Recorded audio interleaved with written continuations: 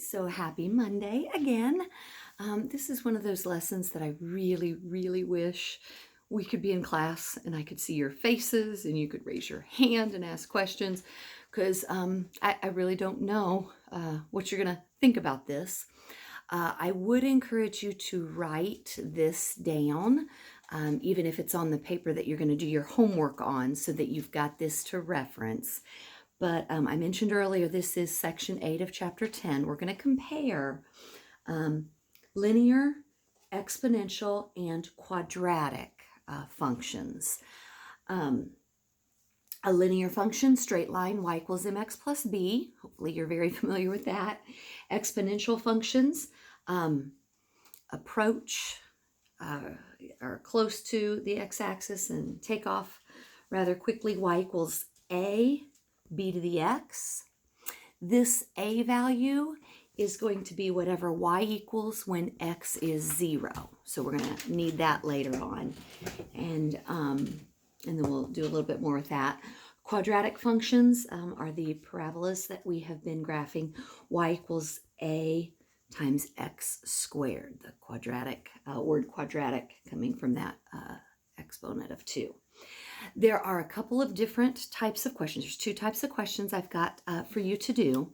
The first simply asks you to identify a list of points as being linear, exponential, or quadratic. Coincidentally, there are 3 questions, and you will have 1 each of these. Easiest way to do this is simply to sketch a graph, because you already know what a line, exponential function, and quadratic function look like. So if you've got these points, sketch a little graph and see what it looks like.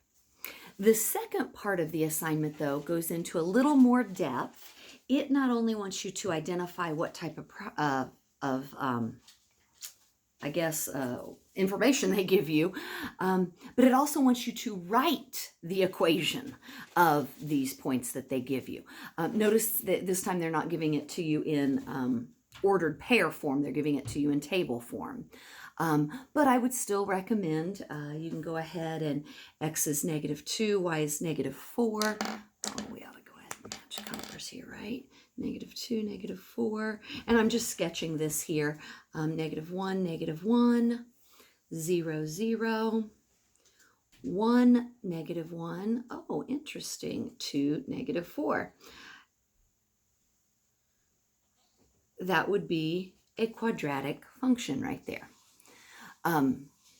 What I also want you to notice, if I had not gone straight to graphing, your x coordinates are going up by 1 each time. The rate is constant, and that's kind of nice to notice. But then notice your y coordinates, -4, -1, 0, -1, -4. It's a mirror image. So hopefully you recognize that as a quadratic function. The formula for your quadratic function is y equals a x squared. Let me go ahead and make sure I write quadratic so that you've got that. Okay, so first part's going to say, okay, identify what it is. That's quadratic function. But then you've got to remember, which is why I asked you to write that at the top of your page or in your notes, this is the form of a quadratic function. If you have to now write the equation of that quadratic function, you have 5 different x's and 5 different y's to pick from. I suggest, might not want to use the 0 point, but let's go ahead and use, I don't know that it matters. I chose this one to use when I worked it because I like the ones. And I know that if y is -1, I've got a, x is 1 squared.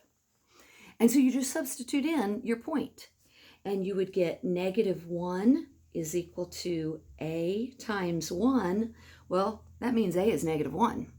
So your equation is actually going to be, you're going to take this right here, and you're going to fill in a -1 for a. So your equation is y equals -1 x squared. So to find that equation, just pick one of these points and substitute it in. Any of those would have worked. So this second one that they have given us, I've got a -2, -5 here. I've got a -1, -2 to graph. I've got a 0, 1, a 1, 4, and I'm off my graph at 2, 7. But I can see that this is a linear function. I want you to notice that if we chose not to graph, so I'm trying to give you two options as you look at these. If we chose not to graph, we are adding 1 each time. It is a constant adding of 1 to the x coordinate, and the y coordinate we are adding 3 each time. And so if it is a linear function, you are adding or subtracting a constant number to the x's and a constant number to the y's. Equation for a linear function is y equals mx plus b. Hopefully you remember this b is going to be your y-intercept. So when x is 0, y is 1. There's your y-intercept. And to get your slope, it is the change in y over the change in x, which if you look at this as I have looked at it, that would be your 3 over 1. So your slope is 3. If you would prefer, you can use that slope formula, y2 minus y1 over x2 minus x1. And you could, I double checked it using these 2 points right here. I did 4 minus 1 is 3 over 1 minus 0 is 1. So however you want to look at that. But the form is y equals mx plus b. You can look at your b simply by finding your y-intercept and then find your slope. This last one. I'll hold this last one up here. So we've had quadratic, we've had linear. My guess is this one's going to be exponential. Let's see how it looks different. At -1, we are way up at 16, so I can't even put that on my graph. I didn't have room for that one. At 0, we are up here at 4 on the y-axis. At 1, we are up at 1. At 2, we are at 1/4. And then at 3, we are at 1/16.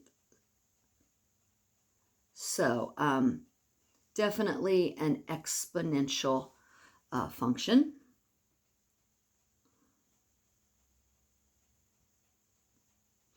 And I want you, again, to just look at this table that they have given to us. We are adding 1 to each of our x coordinates. Okay, so that is a constant change. But notice the y coordinate. If you had to describe that to someone, you would probably say you're dividing by 4. Now keep in mind, dividing by 4 is the same as multiplying by 1/4. But I know if I were explaining that to someone, I'd say, oh yeah, here, we're just going to divide by 4 each of these. But when we go to write it, we're going to write it as multiplying it by 1/4, just so you know that. So the form for exponential is y equals a b to the x. This a is going to be your y-intercept. So I know that a is going to be 4. So I put my 4 right here. And I also recognize that my rate of change, like I say, is dividing by 4, which is the same as multiplying by 1/4.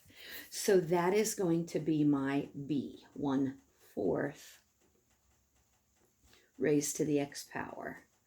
And that is what y equals. So y equals 4 comes from your y-intercept, and 1/4 comes from your rate of change. Now, second way to do this, if you don't like that, you can do exactly what we did up here and substitute in a point for that equation. So I know that my a is 4. Okay, so make sure you use that. But if you want to, let's see, if I'm raising it to the x power, I'm going to go ahead. I think I use this one. I guess it doesn't really matter. I can use a different one this time. But I know y is 1/4. I'm going to set that equal to, I know that my a is 4.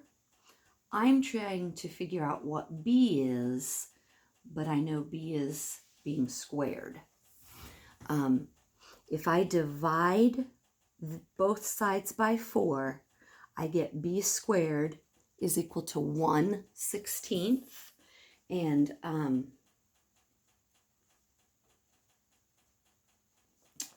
in order to undo that squaring, I'm going to square root both sides. And I get b is 1/4. So I get the same answer, just a different way of going about it. Plugging in a point is fine, or finding the rate. I'll take a picture of the textbook page. There are 6 problems. The first 3 you are simply identifying. Is it linear, quadratic, or exponential? The second 3 you are identifying and you are writing the equation. I'll make sure and give you the answers so that you can check. And you send me a picture once you have it done. For those of you that have your textbook, it is page 688, and it's 6 through 16, the evens. Hope y'all are doing well. I sure miss seeing y'all.